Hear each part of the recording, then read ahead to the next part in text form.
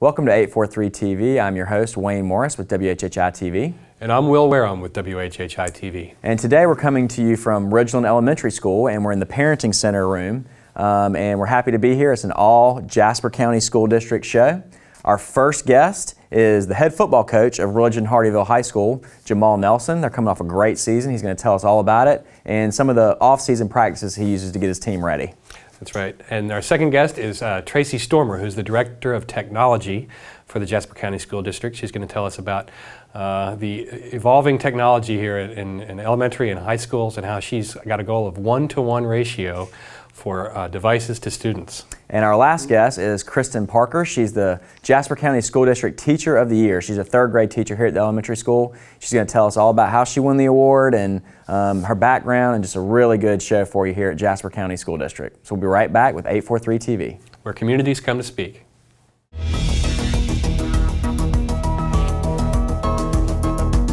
843 TV, where Bluffton comes to speak. Where Spring Island comes to speak. Where Hilton Head Island comes to speak. Where Port Royal comes to speak.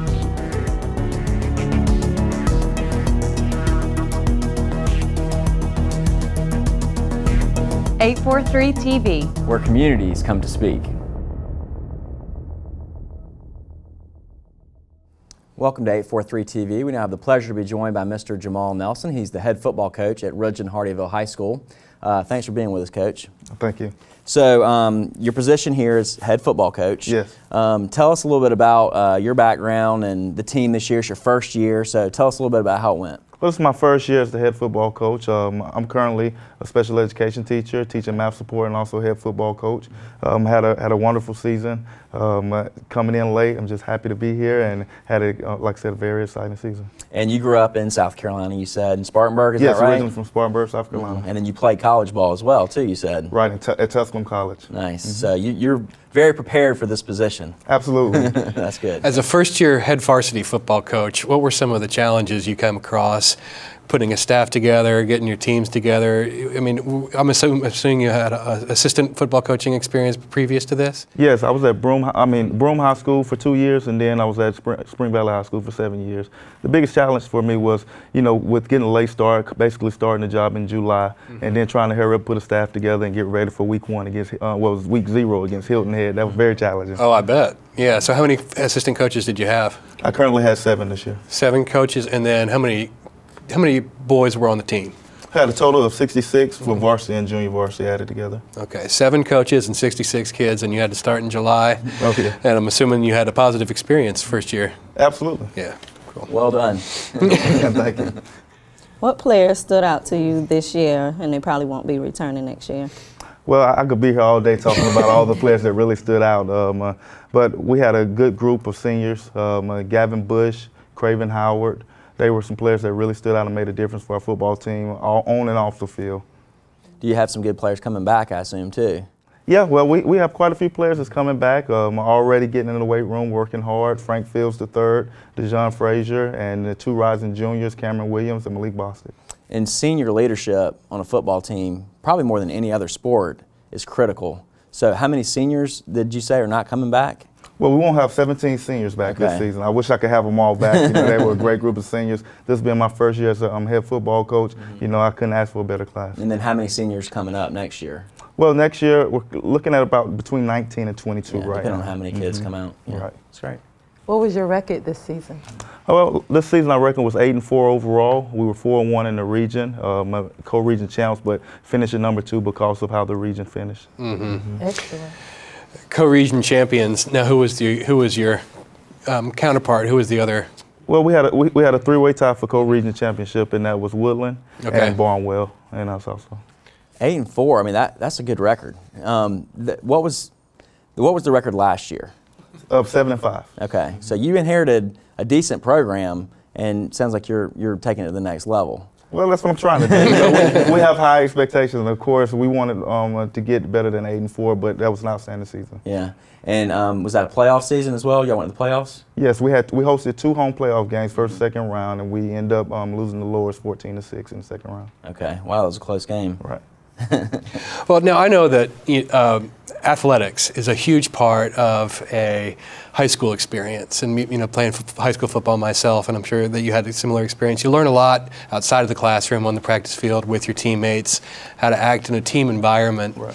And I know senior leadership is a big part of that. What are you going to do? Do you have any plans for rising seniors or rising upperclassmen, varsity players, maybe in addition to the X's and O's that can help them build team building skills, and just kind of helping them to mentor them to become better people and better students and better teammates? Well, the way that we teach football is basically just the life lessons and, how to deal with the things on and off the field that really matters and what they're going to ultimately be dealing with when they leave out of school. Yeah. And so we relate the things that they do inside the classroom and in the community to what goes on the football field. And we hope that eventually trickles to them having success.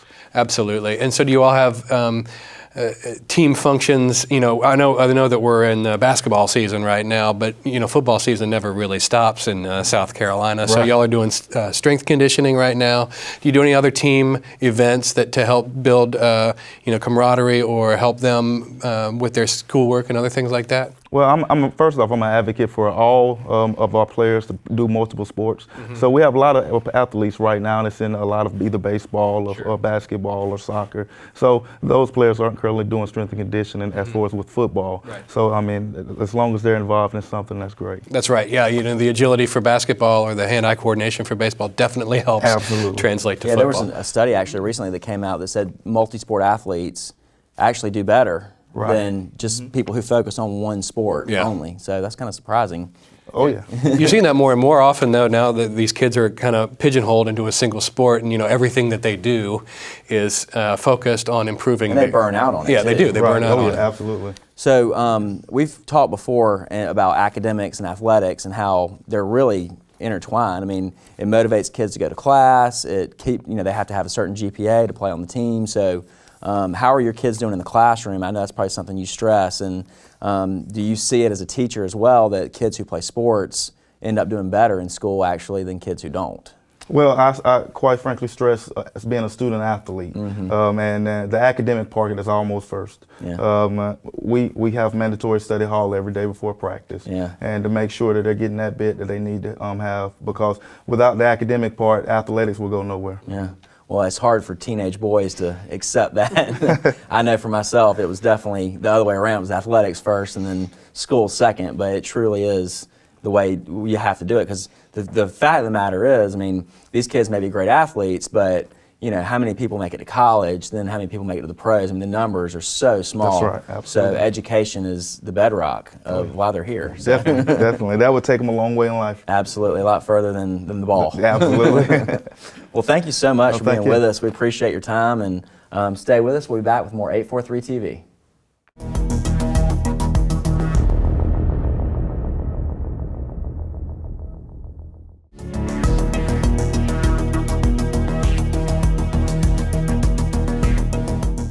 Welcome back to 843 TV. We are now joined by Tracy Stormer, who is the Director of Technology for the Jasper County School District. Tracy, thank you for joining us. Thank you for having me.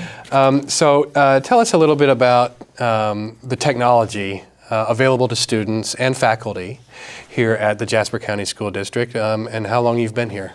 Well, I've been in Jasper County 9 months now. Okay. And we are working on making a lot of changes in the technology side. Every school has computers, every school has computer labs, and one of our primary focuses now is to prepare the schools to go one-to-one, which would mean we'd be putting devices in the hands of every student. So every student would either have an iPad or a tablet or a mini that they will have, that they can utilize throughout the school day, and they won't just have to wait till lab time to go to use a computer. Wow. Now, times have changed since we were in high school. I remember having to write out my papers in cursive and hand them in on notebook paper, and nowadays they're emailing them in to the teacher for their assignments and stuff. How do you see this evolving in the Jasper County School District? Well, there's a lot of software now that's being used. It's online. It's hosted. And cursive is a lost art. So we are going back to that. So we're not going to totally throw that out. Yeah. But The students use most of their software. It's online. We don't have to host it on servers here in the school district, but we do need to maintain the infrastructure and the computers that are in the classroom to make sure that they work up to speed for the software that they're using on them. Sure, and that's your job. That is my job and my team. Yes, Okay. I have a team of 2 techs, Okay. well 3 techs, and they function on each campus. And we try to make sure that we maintain the hardware so that the teachers don't have issues when it comes to that part of instruction. And just to keep this in perspective for our viewers, the 1-to-1 ratio for devices to students, how many devices are we talking about there? That's about 2,000 devices, almost 3. Wow. Yes. Tell us about your duties as Director of Technology. Oh, my duties. How much time we have? They change every day, day to day, but my primary duties are to make sure that we have operable technology in the buildings for the students, that our infrastructure remains solid, that we can maintain the use not only for students and teachers, excuse me, but also for district office personnel. And that's the broad umbrella that everything falls under. Most people think if it has a plug, then it's technology. Yeah. All right. How does your job impact student learning?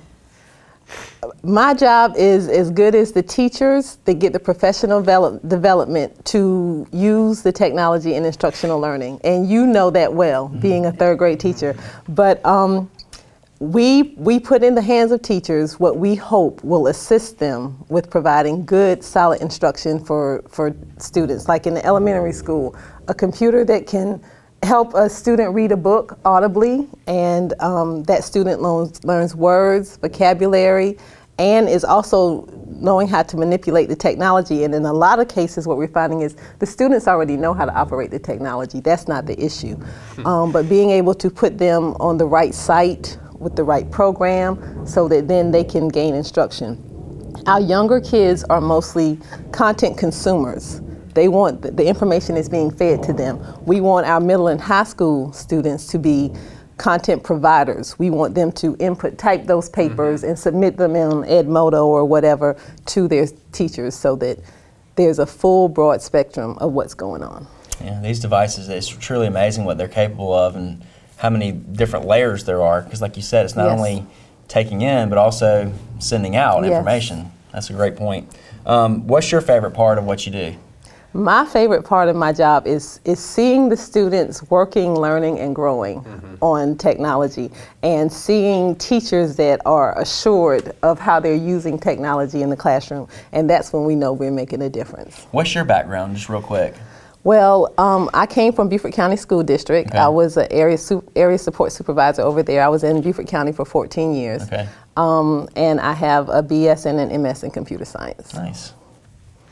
And so for viewers out there, what would you like viewers of this show to know about your job that they might not assume or know?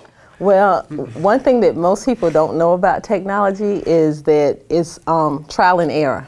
You know, you call us when there's a mistake or something's not working and you think, okay, we're going to fix it like that. Right. A lot of times for us, it's the analytical thinking of it is, if not this, then this.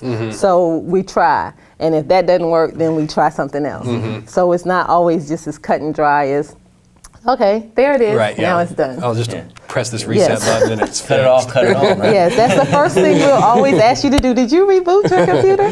Yes. You know, I found it interesting that you said that more often than not, that the children know how to use the technology. It's amazing to me how young these kids can operate a iPad, iPhone. My 1-year-old daughter is fooling around on our iPhone. It's almost like second instinct to them. It is. It's digital natives almost. Mm-hmm. Do you find that? Are you just as astonished by this as I am on a daily basis that these kids can just jump in there? Yes, and in a lot of cases, what the teachers don't know, you ask the students and they can provide you the answer. That's right. I'm sure. Well, Tracy, thank you very much for joining us. Thank you for having me. And please stick around for one more segment of 843 TV.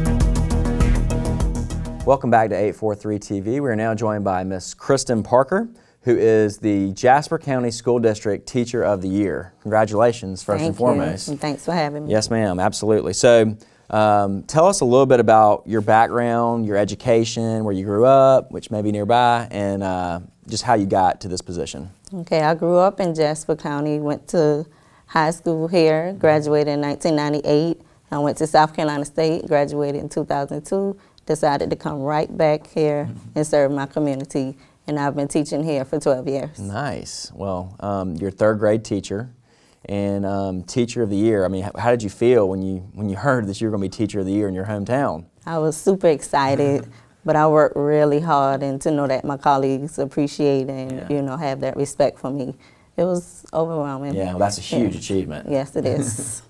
You teach third grade. What about it do you like the most? Well, third grade was one of those grades that I said I never wanted to teach. Now look at you. So I've been teaching third grade for 3 years now, and I don't want to go back down. So, I mean, I love it. It's a challenge, but it's worth it, you know. What's some of the, you know, what are you going over in third grade? I mean, is that, that you're not into division and multiplication at that point, or where are you in third grade with the curriculum? I'm with it all. Multiplication, division, teaching them how to read. There's so many, you know, levels, so that's why I love that challenge. You have the beginning readers, you have the students ready for 4th and 5th grade, so, you know, it makes my job a little And the harder. kids are still sweet at that point, right? They Yes. haven't turned into know-it-alls yet. Yeah, for our viewers, just to refresh their memory, how old is a third grader? They're 8-year-olds. 8 years old. 8 and 9, yes. Yeah, and are they using some of Tracy's technology in your classroom? Yes. They are? They're currently using a program called iStation Okay. to build their reading and math skills. Okay. Yes. And is that something that's on the computer? Is that on a tablet? Is that on a phone? How do they access that? On the computer. We have 4 computers in the classroom, Okay. and they rotate throughout the day. And how many 8-year-olds roughly are in your class on a daily basis? 27. Okay. 27 And students. are they changing classes yet, or are they with you all day? With me all day. Okay, they're not changing quite yet. No, they only go to specials, PE, gotcha. and those type of classes. So you're developing a relationship with these 27 children all year they're long? my babies. Yeah. They call me mother. I'm their mother. Yes. Very cool. I know already having to do a lot teaching third grade. What are some other extra activities that you currently coordinate? Well, right now I'm helping with the Jasper County Parks and Recreation. I'm working with the girls team. I'm a basketball coach for Little League, and I do a lot with the community as far as the church, helping out with the youth in programs. So were you a basketball player? For a little while. And are Just for a little while. Are the kids that you're teaching basketball around the same age, or are they? Yes, they're elementary school kids. Okay, so you've got girls, kind of 8 to 11-year-old girls. You kind of targeted in on that age group. Yes, I think that, you know, keeping them involved, so I work towards that, keeping them involved in sports and actively fit, you know, fighting that obesity and staying out of trouble. That's an interesting point, because it's almost a transcendent age for these kids. You know, they're about to become preteen, adolescent, but they're still children in a way, and they can be influenced very easily, can't they? Yes. You can still reach them in that way, you know? Yes, getting them involved as much as I can. So, you know, I don't have to do it. I just volunteer. You know, I'm a mother of 4, so get them involved and get other kids involved as well. Nice. So, as District Teacher of the Year, how would you encourage viewers and members of the Jasper County community to support the school district? Come in as much as you can, and on our website you will find a donorschoose.org button. Okay. You know, through that button you can donate supplies and materials needed for the children at the school. And we'll put that website up, but that's a very important and beneficial way for people to contribute to their community, isn't it? Yes, Just the children are a part of the future here at Jasper County, and we want to give them all the tools that we can. Exactly. And from being here in the past too, I know y'all are always looking for volunteers, right? To Always, come in every day. Yeah. What can volunteers do when they come here? Like tutor or, you know, help coach, or I mean, what do they do as volunteers? Reading is a big issue, and you know, we have a lot of students struggling with reading. So any type of literacy help we can get, volunteers, reading to the kids, tutoring, working with them with writing, so building skills in those areas. Yeah, that's so important. My mother actually taught reading recovery for 30 years where I'm from, so the reading is taking the time to work with the kids. Like you said, volunteers are a great resource. Yes, any extra hands. Extra hands. Yeah. So we overheard y'all talking before. There's an award ceremony today, which you're going to right after this. Yes. What is that award ceremony all about, and how often do you reward the kids or give them awards for academics and behavior and that sort of thing? This particular program today is for at the end of every 9 weeks. We have honor roll, good citizens, students that's just overall excelling in class. So we do that every 4th 9 weeks. Wow. But throughout the year, we recognize these kids for any achievement that they have. I'm sure they love it too. Yes, they do. And the parents love it too. We get a big crowd. Oh, I'm sure. Yeah, recognizing achievement with positive reinforcement is a way to kind of build some, encourage them to continue to excel, right? Yes, I mean, it kind of resonates with them when they have an award ceremony like this, and something to take home and put on the fridge, doesn't it? Yes. In front of everybody, the whole school. Yeah. I love it. Yes. Even if it's not academics, we focus and we try to pull any little thing that you're doing that's great, and we recognize it. It's good motivation. Yes. Well, congratulations again on Thank you. Teacher of the Year for the district. That's a great achievement, and thank you for being with us. Thank you. You're welcome. And thank you for watching 843 TV, where communities come to speak.